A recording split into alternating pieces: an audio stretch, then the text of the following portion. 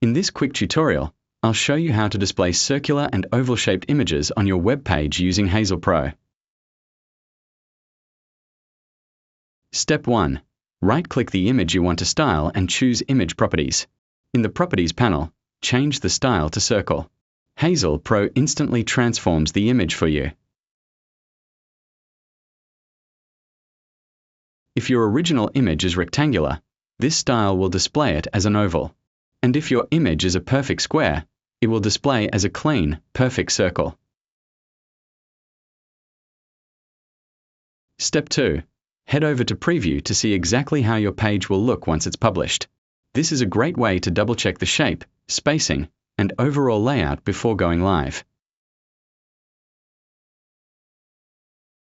And that's all there is to it.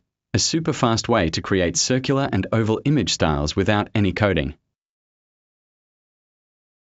Thanks for watching. Check out the other videos on this channel for more web design tutorials.